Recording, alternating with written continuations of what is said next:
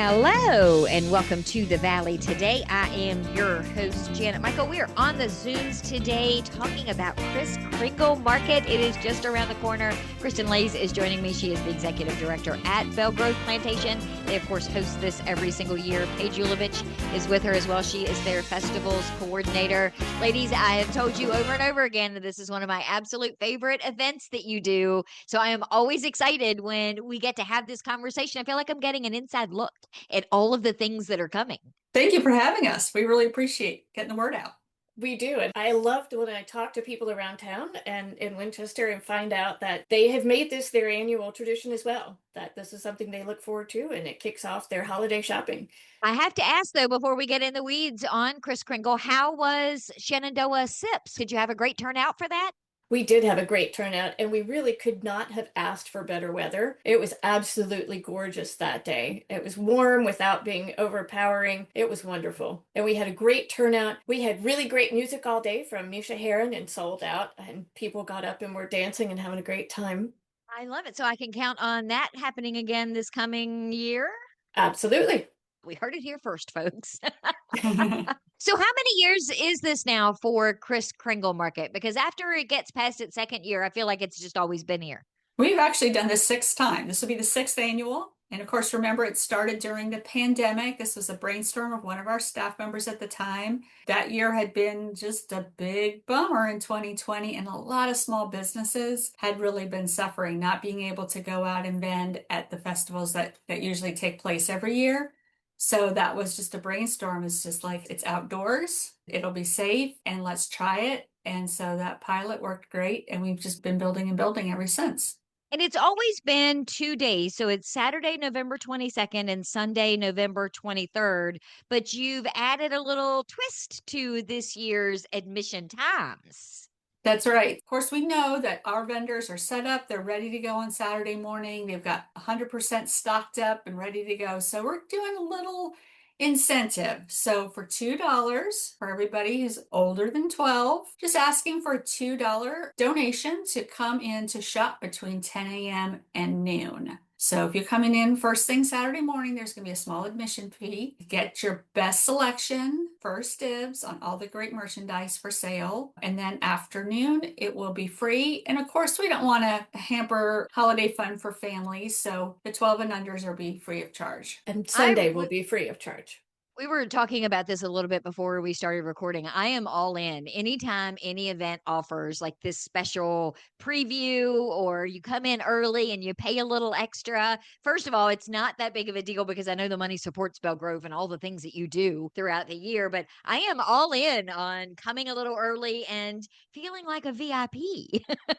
Especially when you've got almost 100 vendors who are hand making items. So everything is going to be a one of a kind and unique. So you want to be in there first chance you can to grab the best stuff. So on Saturday, 10 to 12, $2, and then general public free from noon until 4, and then free all day on Sunday from 10 till 4. Is that right? Exactly. And then what kinds of things can people expect when they walk through the gate? What sorts of things are going to be there? Well, we're going to have plenty of merchandise vendors. Like I said, we're going to have almost 100 vendors. We'll also have lots of food. So that was feedback we've gotten in the past, that the food lines were really long, and we appreciated everyone's patience. So this year we've added more food trucks. We'll have Classy Caboose, Billy Sue, Daily Buzz. We have added a truck called the Rad Cookie Bake Shop. We've also added a grilled formaggio truck, which is grilled cheese that I can't wait to try. Pastries on the porch. Wayne's Delicious Eats will be here. That's a big favorite around town. I Can Too is going to have a truck on Sunday, and they're going to be serving just basic hot dogs and hamburgers. And then the West Shenandoah Ruritan Club will be back with their homemade hot chocolate that they serve every year here. I remember from last year, I had probably the best pierogi on the planet. Is that vendor? I can't remember now for the life of me who it was. It was delicious. Are they coming back this year? I do expect her to be here. She was here for Shenandoah Sips. They are fantastic. That is a line I will wait an hour in line for.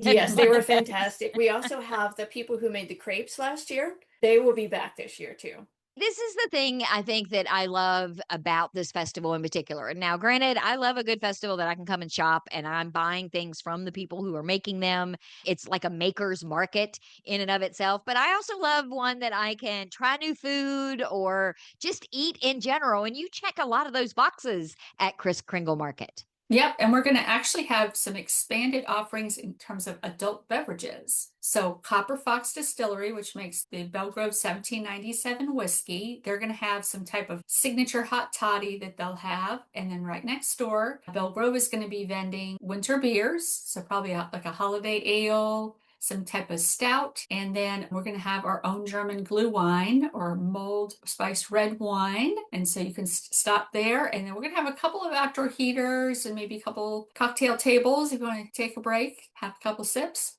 Justin Kearns is famous for saying that there's no such thing as bad weather. There's just poor clothing choices.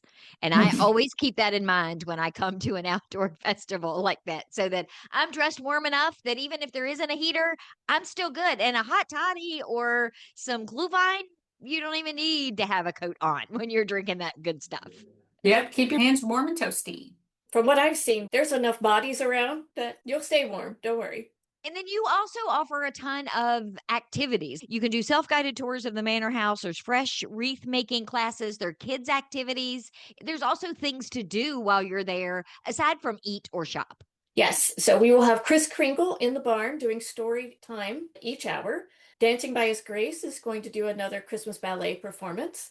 For those of you that were here last year, Play Favorites was a big hit. And so he's going to be back. And from what he tells me, he's got juggling kits and he's going to teach kids how to juggle. And the other thing that we've added this year that we think the kids will really like is the White Lightning barrel train. So they'll get to ride around in a barrel train. Those are so much fun. The kids absolutely love those. The adults love those. Well, It's not just the kids. You're right about Play Favorites. I remember there was a ton of kids and parents there where he was set up last year. Brett is such a giant kid himself that is the perfect shop for him to own. Yes. On Saturday, we're also going to have Gifts Giving Back. So that is a free children's book charity, and they'll have a little reading nook and chance to give away books to kids. And then we've added a couple more holiday characters.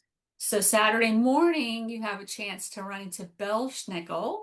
So if we're getting to the German heritage of the Shenandoah Valley, that is a Pennsylvania German and then therefore Shenandoah Valley German tradition of like an anti-Santa, if you will. He goes around in sort of raggedy clothes and is there to scold you if you have not been good, and it's pretty hilarious. Anybody out there who's fans of The Office, there was a Christmas episode of The Office where Dwight plays Belle Schnickel, which is pretty hilarious. Totally gonna go find that episode and watch it. And I also will put my name in the hat to play that person next year. Oh, okay. So, well, if you're careful, we won't lose your number. And then we have Krampus. We have a Krampus this year that, although it wasn't a direct translation to the Belle Schnickel, the Krampus was, again, the anti-Saint Nick, where if you were bad, the Krampus came and got you. So that was, anyone that's been to the traditional German markets in Germany, particularly southern Germany, there would have been a Krampus there. And the Krampus would have been part of the Christmas parade and going around and playing with the kids and joking around with the kids. I think that's fantastic. You also have roaming carolers. There's going to be people that are going to be performing that are going to be there on both days. We have some groups signed up for Saturday right now, and we are hoping to recruit some people for Sunday. So if you are a musician or a choir and you would like to maybe stroll the grounds and do some caroling, or if you're a soloist or a small group, we have a spot in our parlor in the Manor House that you can sign up for to play holiday music. Let's take a break. When we come back, can we talk a little bit about the wreath making classes and maybe give me an overview of what some of these vendors are going to be selling so I can put a list together in my head ahead of time? Can we do that in the next segment? Absolutely. Great. We are on the Zooms today with Kristen Lays. She is the executive director at Belle Grove. Joining her is Paige Yulovich. She is their festivals coordinator. We're talking about Belle Grove's Kris Kringle Market. It is happening on Saturday, November 22nd and Sunday, November 23rd from 10 to 4. You can get a VIP ticket for $2 and get in from 10 to noon on Saturday. If you like, the rest of it, of course, is at no charge. We're going to come back and learn more details about that event in just a couple of minutes. Okay. I don't think Janet knows I'm recording this. She just stepped away to get another cup of coffee, so here's my chance. Hey everyone, it's Andy from the United Way of the Northern Shenandoah Valley. And yes, Janet, if you're hearing this, surprise. We're still celebrating the Valley Today's 2500th episode and this awesome community fundraiser you came up with. Here's the deal. Between now and the end of the year, it's Janet's goal to raise $2,500 to support the great work of the nonprofits in this community. If you give just $25 or more, you're going to be entered into a chance to be a guest on the show with Janet. If you give $250 or more, we'll make you a commercial, just like this one, that will air on the Valley Today podcast. So go to givebutter.com/The Valley Today right now before Janet realizes that I've hijacked her airtime. She's walking back in, cup of coffee in hand, gotta go. Remember to donate between now and the end of the year and support the great work of so many nonprofits and celebrate 2,500 episodes of the Valley Today.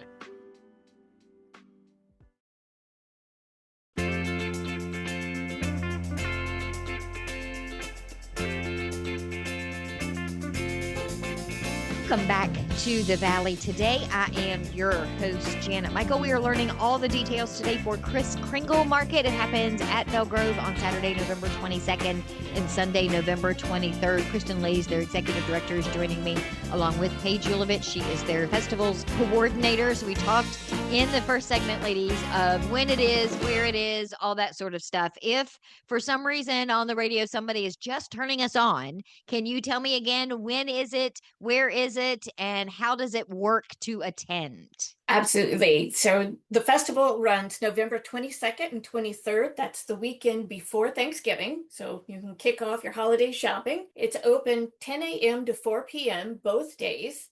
As we mentioned before, on Saturday, we're doing an early bird special, early shopper special, and it'll be $2 for anyone over the age of 12 for that 10 a.m. to 12 p.m. first shopping time. And then it'll be open to the public for no admission for the rest of the time. I really do love that idea. I can't say it enough. I just think that's such a fantastic idea. We had close to 200 people lined up at the gate at 9:45 last year. And that's the thing too, that I think sometimes people don't necessarily take into account, because you've got to coordinate so many different things. Paige, when we're talking about vendors and we're talking about food and you're talking about kids activities and roaming carolers and wreath making class, all of these things have to come together in some sort of logistical order. But then you also have to factor in the public side. When do people show up and how do you get them parked and what kind of a line is there to come in? You really try to think all of these things through to make it an enjoyable experience for everybody from the very beginning. We absolutely do. And we would not be able to do it without the volunteers. We have somewhere around 30 volunteers working on site during the entire festival. Many more of them have been here prior to the event and after to the event to help with setup and cleanup for this event. It's all hands on deck. And luckily, we have some fantastic vendors who make this event the success that it is. They get in, they're very professional, they get set up, they're ready to go for business as soon as those gates open at 10 a.m. This year, we did do a juried selection process, meaning that vendors applied and they sent us photos and descriptions of their products. Our goal with the juried selection process was to be able to offer our shoppers a consistent, high quality experience with the vendors we bring in. I would imagine too, it makes it easier to have a much more diverse selection so that you don't have 15 different jewelry making things. Being juried means you're going to choose a certain amount in a certain category. So I'm not overwhelmed with the same thing when I come through as a shopper. Exactly. And that's exactly what we've done is we've tried to make sure that as we've watched categories fill up, we've reached out to artisans and crafters that maybe we were underrepresented in the past and made sure that we've been able to bring them in. Was that a group of volunteers that served as your jury for these vendors? We have an advisory committee now for our festivals. They were the ones that reviewed the applications as they came in. And that committee also includes one of our favorite shoppers who spends a lot of time, who volunteers a lot of time here at Belle Grove. She was also our consumer expert to give us our feedback on things. You got to have one of those. Yeah. I have long since said that I would not make a good one because I want to buy all of the things from all of the people. So it's a little more complicated than people think it is sometimes. It is. One thing we've also done this year is you can certainly get all the information about the festival, the latest updates through Belle Grove's Facebook page, but we also have an event Facebook page this year. So just look for Kris Kringle Market 2025. One of our committee members has been doing spotlights on each vendor. So you can scroll back through those posts and get a really nice sense of exactly who's coming.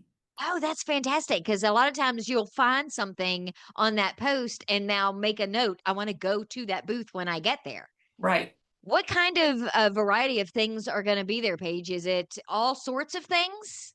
It's a pretty broad variety. We have fine art, we have wood decor and cutting boards and utensils. We're going to have several types of food products that will be here, like badass pickles, candles, jewelry, paper craft, some knitting and crocheted items.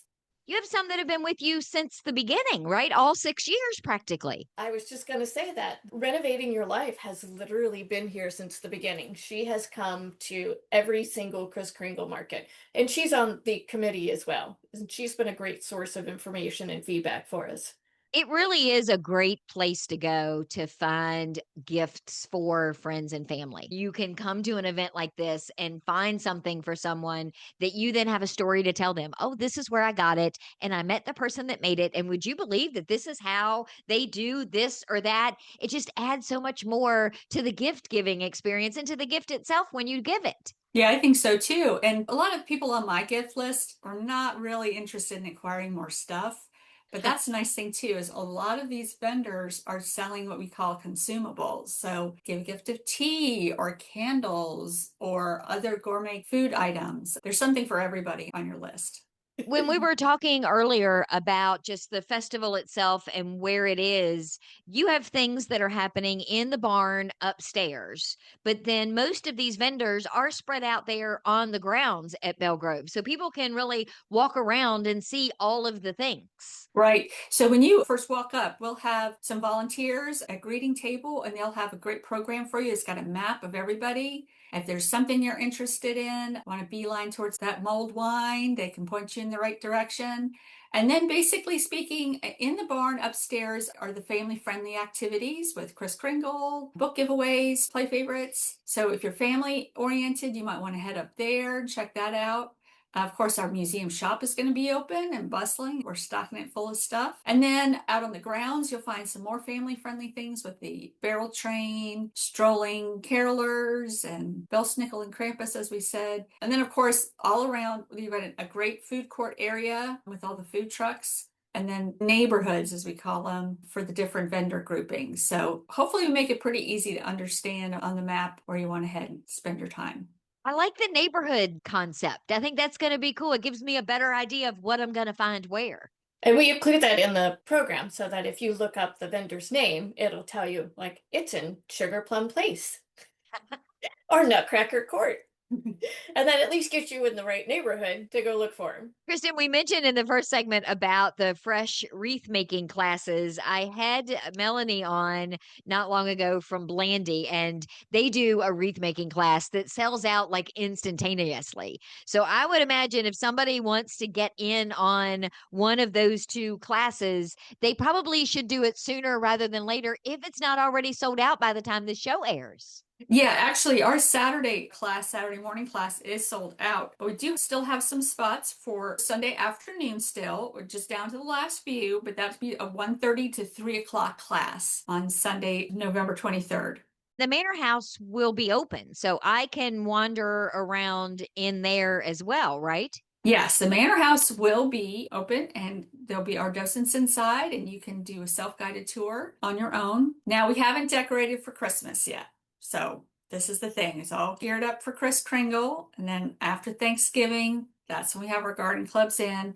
and they do the decorating for Christmas. And then we're open for Christmas tours starting Friday, December the 5th, and that will go until the end of the month on December the 30th. And the only days we're closed during that time frame is Christmas Eve and Christmas Day. Plenty of chances to come out and see us. And remember, we stay open in December on Fridays and Saturdays until 8 p.m. and have live music in the parlor as part of your ticket price. You also have the ability for people to buy a membership to be a part of the Belle Grove family. When we were talking earlier about having people on our list, that accumulating things isn't always at the top of their list, but having experiences is.